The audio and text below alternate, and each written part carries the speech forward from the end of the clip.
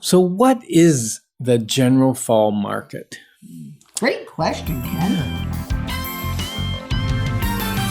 Moving forward with the Decker team. Moving forward together with the Decker team. So we at the Decker team have enjoyed helping families not only sell and buy real estate, but helping families flourish in their relationships and really in their self-growth, their spiritual lives and their financial lives. We just are passionate about helping people. So the fall market, is it a good time to harvest? It can be an amazing time to harvest. I Well, like to if you ask harvest the farmers, in the fall. they say yes, I say yes too. unless you're strawberries. And then you should do them in the summer or the spring, I guess it is. So what key factors are going to affect our pricing in the fall is what we're going to learn on this episode, what we're going to explore. So if you have a pen, you might want to jot down some of the key factors because they really don't change year over year.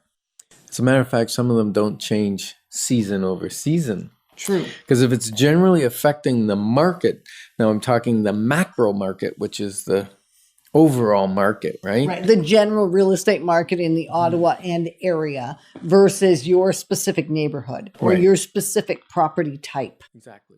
So if you're living, and it's really interesting because geographically, I've been noticing some what I consider real bargains in some of the other towns nearby. Some are commutable and some are not. But some people are looking at, oh, okay, I'm going to build my wealth in Ottawa while I live and work in Ottawa, the house. When I retire, I'm going to move to a different market that may be a retirement market and it may not be, but the pricing may be significantly better. And now I can free up hundreds of thousands of dollars in equity. Well, it is exactly what happened last year and is still happening a little bit now. But when the Toronto market hit the height of the market, there were quite a few of our clients that sold in and around that market. And it's still happening, just not quite to the same degree. And then relocating to the Ottawa market where they're still working or they're working from Or they home. retired early. Or they retired early, took their money and brought it to Ottawa and purchased a home for a fraction of the cost. Yeah. So the supply and demand. I always say real estate's always going to go up in value. Over the long haul. And over the long haul, if there's two principles in play. One is that the population is increasing. Right. And we've just hit over 1 million people in the Yeah. Ottawa area just a few months ago. And so we are increasing. We're growing. And Canada is growing, mostly through immigration, but it's growing. And if you have a growing population, you need places for people to live. Right. And then the second thing is, typically, if your growing population is because you have a growing workforce, you have a growing economic engine, there are jobs available for people. The only alternative to that is where your population's growing because you've become a retirement center. And then your jobs are mostly service jobs, restaurants, that kind of thing, hair salons, and any kind of service item. Now, that's the only caveat because typically it's jobs that drive a population growth. Right. And if your population is decreasing or your jobs are decreasing, guess what? Supply and demand. You have too many houses now for too little population. So people are trying to get rid of properties that they can't rent or they don't want to live there anymore. So suddenly prices will fall drastically in that kind of market. And if we have surplus what? homes. Oh, surplus homes. Yeah. Well, the prices drop. And that can happen sometimes like it did in the condominium market. Right. The builders overbuilt for the demand and we had a surplus of new condominiums and it drove the prices down. Now that inventory has been chewed up and eaten up now. Right. And it wasn't only the new condominium market that was affected by the surplus. The resale market was also affected. Oh, significantly. Because it made too many across the board. Mm-hmm. And now we're actually sitting well again in Ottawa. And that was an unfortunate little blip that I don't think anybody saw coming. I mean, the last time the condo market was really challenged was back in the 90s. Well, and if you ask the developers, because significantly it was apartments that they were building, they're planning those things out years in advance when they're getting zoning rechanged, they're getting drawings designed, engineered stuff. It takes years to build an apartment building, condominium complex. And so many of the developers were doing it at the same time, and they don't always know who else is doing a development. So suddenly there's cranes in the sky and there's too many.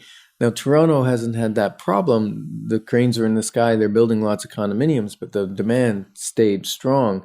And a lot of Toronto builders thought, hey, let's go to Ottawa, because price per square foot was low in Ottawa and we could raise it up. There was a demand.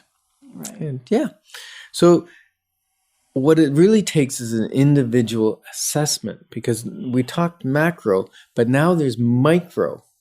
Okay. For instance, I recently sold a bungalow in Kemptville, and I believe we got a smoking deal for our buyer. Right. We were working with the buyer in this case. Yep. Yep. And An investor buyer, actually. buyer, that's right. And we looked at what we could buy in Ottawa. The numbers didn't work. Right. And when you say the numbers didn't work, just so that we have clarity. For positive cash flow. For positive cash flow. It doesn't mean it wasn't going to be increasing in value. It doesn't mean they couldn't afford to pay the bills. It was simply based on what the rent could be charged in the Ottawa, in the Ottawa house that we would use as a comparison Right. to the one that they bought in Kemptville, is the rents were similar. But And prices the were purchase less. price was much less. Yeah. And so it created positive cash flow versus negative cash flow. And that was important to this investor. Yeah, and we found a property that was not that old, had good bones, but was a little ugly inside. Right. The ugly ducklings are my fave. Wrong color carpet. The carpet was wrinkling. It was stretched. Needed to be painted. But other than that, solid bungalow. And when I did my analysis, this is a part that a lot of people don't realize, is you can compare a 3-bedroom, 2-car garage, 2-bath, 3-bath bungalow, one to another, to another, to another. Relevant data, right? Right. But when I went and I looked at the comparable sales, and then I pulled square footage data off the assessment, off the tax assessment roll, this bungalow was over 200 square feet bigger than the last couple of sales that I believe other people were comparing it to when they were looking at valuation. And even when it was first put on the market. Yeah. So making sure that you don't underprice your property too, because you may be leaving a lot of money on the table. Now, mind you, because of the condition, they had other offers and none of them had come together based on price. So they didn't really overprice this one or underprice it. It was more a factor of, hey, if I improve this property because of its square footage size, I'm doing top. I'm making money Yeah. just by buying this house. Yeah. So interesting. I read a quote. There's no foolish questions except the ones that you don't ask. Or the ones you ask somebody that they don't have the wisdom to give you a good answer. Exactly. That'll cost you. Yeah. So we're excited to be your partners in moving forward together, because together we got this. Moving forward with the Decker team. Moving forward together with the Decker team.